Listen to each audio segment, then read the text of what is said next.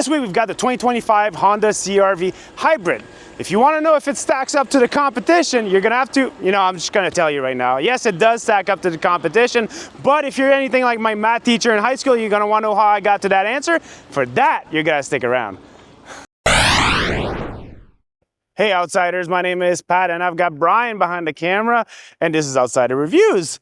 And this is a 2025 Honda CR-V. We've got the EXL Hybrid all-wheel drive trim. Now, I actually like that we're reviewing this just because it's, an affordable vehicle and it's practical. And we're not going to get over all the practicality. If you like reviews from a little bit more of a practical standpoint and not as much as a car enthusiast, you're going to want to stick around. Right into it, I actually like the front fascia of this vehicle and the headlight structure, how it is. It kind of looks nice and slim, sleek, and yes, it is, glossy black grille, but I much prefer that over some chrome. Overall, I think it looks very nice. Most of the compact SUVs now are starting to look a lot more modern, a lot nicer, and this is no exception. Underneath the hood, we've got a 2-liter 4-cylinder and 2 electric motors for the all-wheel drive hybrid. It's going to give you 204 horsepower and 247 pounds-feet of torque. Expected fuel economy on the all-wheel drive is 37 miles per gallon, or in Canada, 6.5 liters per 100 kilometers. Now, in the United States, you can get the front-wheel drive variant, and that will give you 40 miles per gallon. They're all powered through an eCVT. Now you can get obviously the gas model, no hybrid, so 1.5 liter 4-cylinder turbocharged engine gives you 190 horsepower, 179 pounds-feet of torque, powered through a CVT, and approximately going to give you 29 miles per gallon. So like I said, the overall appearance is quite pleasing. It's on par with what else is out there. It definitely derives from, we reviewed the Pilot. The front grille is basically very similar to that Honda Pilot, and I actually liked it. I love this metallic blue paint, and for once I was able to dress accordingly and match the car. I want to give a shout out to Andrea from Motormouth, who always dresses to match their car. I don't know how she does it. I don't have that many clothes, but shout out to her. She does it so well in Motormouth. Love that channel.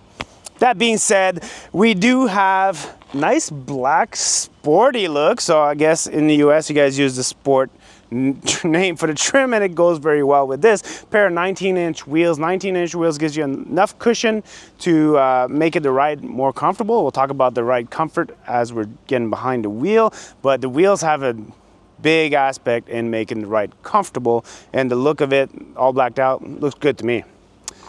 Blacked out mirrors or glossy black mirrors, keyless entry, so you have that in the front. However, we don't have it in the back, and that's kind of a gripe. Sure, you can program it to unlock all the doors when you do touch it.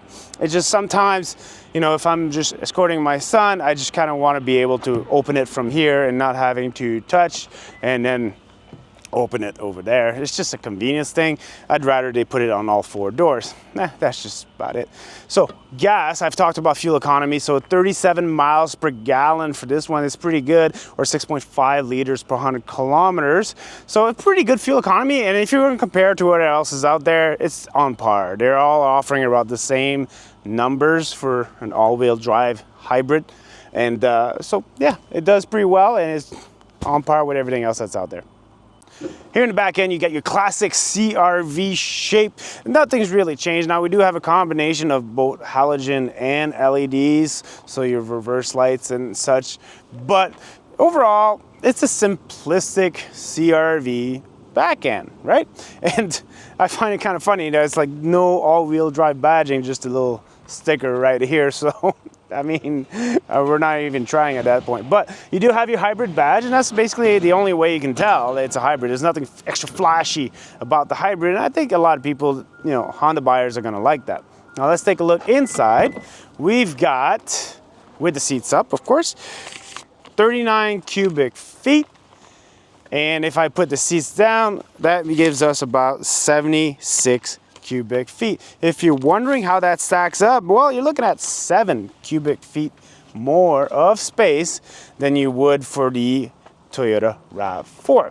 Now, as you can tell, the seats don't lie completely flat, But to me, that's not a big deal. I'd rather it does that than they raise the flooring just to make it flat and you lose a few cubic feet of space. You guys tell me in the comment section what you think about that. Now let's go have a seat inside. Now here I am in the back seat, and as you can tell from the access, the door's open to a 90-degree. That is a very welcome sight. I actually had fun flying my drone right through the back seat here. Something I can't do with every vehicle. So egress and egress, very easy to do in this, the way the door's open. Also, that's not where it stops for being really a good back seat for larger people like myself. You know, I'm not the tallest, but I'm definitely on the wide spectrum. But look at this. Look at this leg room. 41 inches of leg room.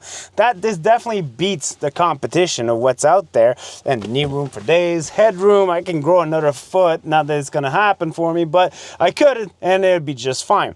Comfort level doesn't stay there either. So look at this nice material. So we do have the orange stitching. We got perforated grayish black leather seats. They actually feel nice and plush and very comfortable. But these seats actually recline 8 different ways. Now, the first way it does recline is this. Now, nobody's gonna sit like this. I would not. Anyways, it's kind of like a hunchback kind of position.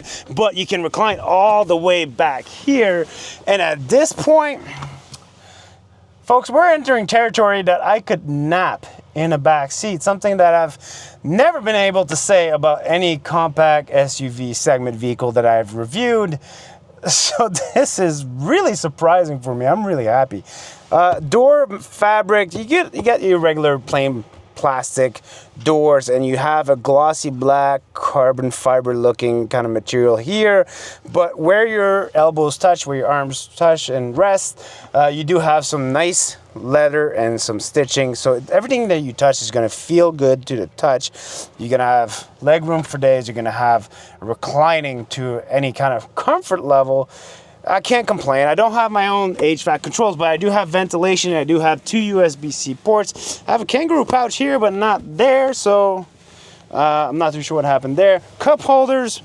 Yeah, we do have cup holders. My sports bottle does fit, but it's a tight squeeze, so these are pretty on the smaller side of things for cup holders. And overall, I can't say how much I'm impressed with this back seat, and like I said, it is the best in the segment in my opinion. Now let's go check out the front. Here I am in the driver's seat. So as you're looking at it, I like the simplicity of it all. I like the convenience of it, and the fact that as I take a first glance, I'm like, yeah, everything looks pretty easy to maintain and durable, which is what I want in my combat SUV or my compact SUV. So that being said, let's get right into it. So the door, you know, you have same kind of materials as you do in the back. So you got some soft material where your elbow is going to rest. Everything else is going to be hard plastic, your usual controls. And you do have 2 memory function there, memory button. Over here, we'd have our, you know, your hatch opening. You got your traction control buttons, and then you have a analog and digital split driver information cluster. You do have all the information that you could potentially want from there, and you can customize what information is presented to you, which is definitely something that I like. And I don't think it's required to have a 100% digital screen. I think this does the job just fine. I do not have heads-up display, and even in the top trim you won't have a heads-up display, but I've mentioned this in some videos before. From driving heads-up display vehicles to not, and back and forth as we're testing it, I barely look at the heads-up displays anymore. It's not something I look at that much, and I don't think I need it, so I'm quite okay with not having it. I do have a auto-dimming mirror, which I like. As far as the seat that I'm sitting in, very, very comfortable. Now it does have 10-way adjustability with 2-way lumbar, so definitely good. You can definitely find your comfort. It does have some side bolstering, but it's not narrow, and that a wider person like myself would feel like it's squeezing you. It's holding you nice and firm, and it's comfortable. Again, same material as you see in the back seat, so perforated leather with some orange stitching. Looks really good. Steering wheel does have some nice feel to it, again, you know, a little bit soft material, and you got your usual button. driver assist. One thing though to mention is, and I've mentioned it because the Honda Pilot review we did, Honda Pilot had the top II safety test award. So it has all the safety features from the entry-level trim. So that's what I like about Honda, is they just, they don't make you pay for safety features. So good on them, right? They're all in the entry. So, but one thing you do not have is 360 camera. So, I would have liked to have seen that. I don't care so much about the heads-up display, but I'd like to be able to see 360. I like a front-facing camera, and that's something you don't even get in the top trim. So, but the top trim does give you a 12-speaker Bose sound system. That being said, this system doesn't have it, and the sound system is really good. The bass is pretty deep. I don't think you need the upgrade for the Bose. Like I said in the beginning, I think the EXL Hybrid is the trim to get. I don't see a need to go higher up than that. But you guys comment below if you do have it. One thing you do have with EXL and the Touring is the 9-inch infotainment system right here. So it is touchscreen, and it does have, like I said, like you see here, wireless Apple CarPlay and Android Auto, and it flows pretty well. It goes, it's not glitchy. It's not 4K quality. Same thing as the digital gauge cluster. They're not going to be the highest quality screen, and where that's going to affect it is when I put it in reverse. It's not the crispiest of cameras we've seen. Now, it's, not 360 like I mentioned, but just the image quality itself could be better. So I will ding it for that.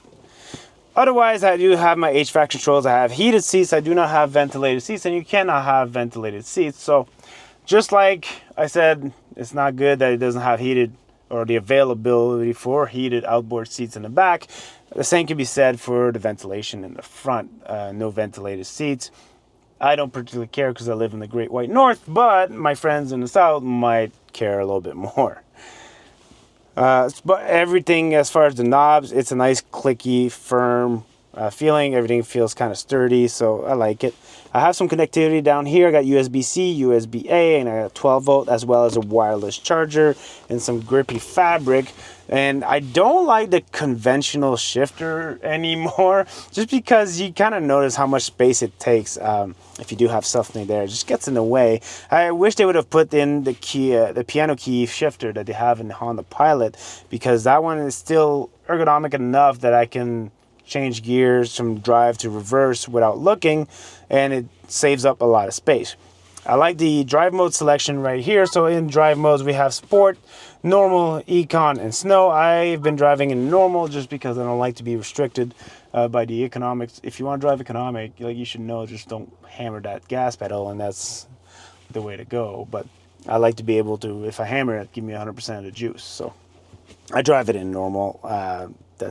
So I'll drive it in sport for this demo, for when we're talking about acceleration and stuff, but otherwise, normal's fine. And I like that snow is there because obviously we live in snow country here.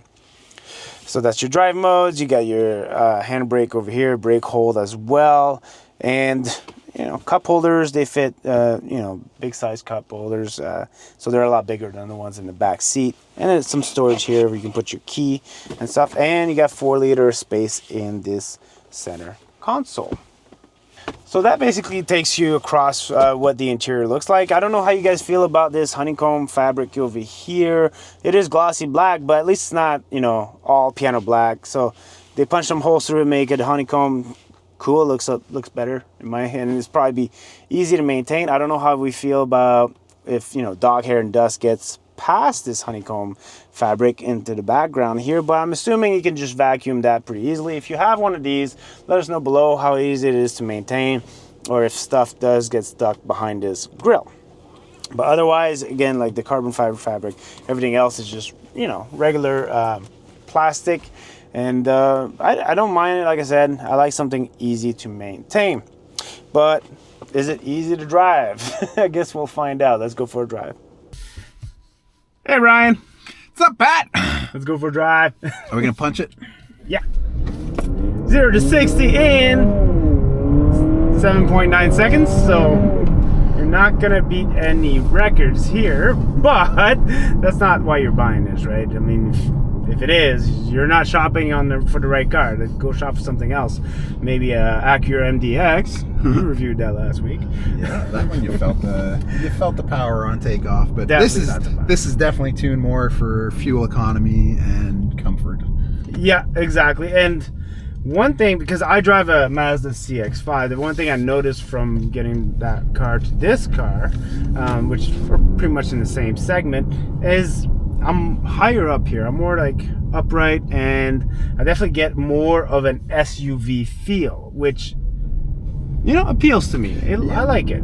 Yeah, I agree. It's got some good visibility out here. I find the SUV trend lately is they're becoming a little more squarish, a little more boxy again. Lots of the rounded corners. And I find that gives you just a little more room in the inside. And along with that, it comes with like more, you know, headroom and more space overall. And as a bigger person, I definitely appreciate that. Let's go. Let's test those side impact airbags. No thanks. Actually, you know what? I like the sound of the engine though. In sports mode, it kind of sounds like a, you know, Honda Civic, but with some oomph to it. So, you do hear a little bit of that rev, and I feel like probably the electric engines are giving a little extra kick there, a little extra push. You definitely, and the fact that it's an ECVT, I mean, they do kind of mimic like a shifting sound, but it's an ECVT and it's pretty smooth. I don't really notice. It drives just smooth. Like overall, you're definitely not getting a kick or anything as it's shifting in the CVT world. No shifting kick here, or and the thing is, the ride comfort to me is where, like, again, you don't have that shifting kick, but you also we're riding on 19-inch wheels, but the suspension is not tuned to be super responsive, but it's tuned to be very comfortable. It absorbs these imperfections in the road, which, hey, we're in Quebec roads right now. There's lots of imperfections everywhere. Everything is bumpy. Everything is just awful. I was about to say, this is the way that the suspension and everything is tuned. It's almost like they were thinking of places like this where they know the roads can be a little rougher. Yeah, so it definitely gives you that that's comfort. It's just overall that's how I'm gonna explain this ride. Is really comfortable ride. It's smooth. You don't feel those bumps and bouncing all around, and that's just between the seats and everything else. I feel nice and stable and upright. This is an enjoyable feeling. Yeah, there's also a lot of soundproofing that goes now. There was some comments saying that the soundproofing is not the same on an EXL Touring as it is in the lower trims. So maybe it's the fact that they're hybrids or something, but this is very quiet cabin. And like I mentioned when I was talking about the interior, like the speakers, like, you know, stock speakers, not Bose sound system, it's really good. And it has to do with how good the soundproofing is overall. Like, I don't need to yell at you, and we're in, you know, obviously we're in a country road, not on the highway right now, but even then when I was on the highway, because I've done over 400 kilometers of driving with this vehicle, and 300 of which were on the highway. It's the best place to test for sound noise, so yeah. I think overall you're probably right there. I just even driving around these kind of side streets and more like city roads here, but it's fairly quiet. You hear a little bit of engine noise when you're accelerating, but you hear that on every vehicle. Like this? Like that. But again, not a lot of wind, not a lot of, hearing the other vehicles outside or what have you. So yeah, that probably that little extra boost that they give in the top trims is definitely making a difference. Yeah. And one thing people that are going to be watching this video want to know is, like, fuel economy. How's the fuel economy? Well, like I said, I did most of my driving on highways, and I was just under 8 liters per 100 kilometers. I was at 7.9 liters per 100 kilometers. I'll write the MPGs down here because I'm not calculating that on top of my head right now. But that's highway driving. So 6.5 liters in a city. I've only been driving like 100 kilometers, like more like city driving, and you can see like my fuel economy improving as I was going. I like driving in the B mode, so that's what the B mode is for. So D is for regular driving, and B just increases the regen. Okay. And also through that, it does the it has the brake hold as well, which I kind of got used to driving some of the electric vehicles we've had over the year and a bit, and I turned it on earlier when we were driving around. I enjoy that feature. I kind of wish that you had, even with hybrids and plug-in hybrids, that you had full one pedal drive. I kind of wish that was a thing. It's just for BEVs, so battery electric vehicles, and yeah, who knows? Give it a couple years, might get popular enough. And lastly, I will mention that towing, this can only tow 1,000 pounds. That is on the small side of the spectrum when you compare it to competitors. So it is a little bit lower, and again, that may be because the tuning, how they've planned to design this vehicle. Well, even the gas model can only tow 1,500 pounds. Okay, so if I compare it to my CX-5 from Mazda, that's 2,500 pounds. And if you compare it from the Kia Sportage, that's 2,000 pounds. For the hybrid or the RAV4 Prime, the RAV4 hybrid, that's 1,700 pounds. Okay, it's on the low side. So it is something to consider then, and obviously you'd have to decide what you're planning on doing with this from day to day, week to week. So I guess something to consider there, but yeah, we'll talk a little bit more about that in our final thoughts, and we'll get you guys' perspective on it. Essentially, are you towing or are you not towing? That's one of the things you're going to decide. Okay, so we're gonna head back. You know what? It's not an SUV sound, but I like it. It sounds pretty nice. So that's a 2-liter 4-cylinder engine, obviously with twin motors for the all-wheel drive. And let me just rev it a little bit more. Let's get that sound in there. I like it. It's no V6, but again, you can still hear it. It still gives you that impression, that while you're accelerating, you can hear the revving and everything. So yeah, you get that feel of a bigger engine, but without the price tag that comes with it. Yeah, and there's no V6 in this segment. I mean, no. So, but as far as engine noise, this sounds really good. I like it. I'm sorry. Comment below if you guys. I don't know if you guys can hear or pick it up as much through the microphones there, but yeah, no, I kind of like it. For some people, definitely, it's going to be something to think about. As I'm accelerating in this corner, though. Like I said, the suspension is not as rigid as a Mazda CX-50 or CX-5 would be. So, you are going to get some roll, but I think they've... Yeah, see, it kind of makes me weary, so I don't want to take him at too high of a speed. But I think they've nailed it as far as trying to limit the body roll, but also increase maximum amount of comfort, and you don't have bounce, you just got nice clean absorption. Yeah, and I mean, you have to compromise somewhere in there in the suspension. Either you make it too soft or too solid, you're going to lose either comfort or control or something along the way. So I think this is a nice balance. Again, probably designed more for comfort than anything else. Yeah, so. You know what? If you have any takeaways from this drivability, it's going to be comfort. This is what this vehicle is all about. Comfort, and you know what? It sounds good. And it's got some pep, 247 pounds-feet of torque. Come on, can't go wrong with it. But how about we go back to our stop, and we'll finish with our final thoughts there, Brian? Sounds like a plan. Okay, before I give you my final thoughts, let's just check off the price factor of it. So in Canada, if you're going with the hybrid, it's going to start at $50,000, go up to $52,000. So not too much of a variant there, but really, if you get the touring, all you're going to get is some nicer looks and aesthetics and stuff. That's why the EXL is just better, in my opinion, better of a value. In the US, for the hybrid, again, it starts at $35,000 and goes all the way up to $41,000.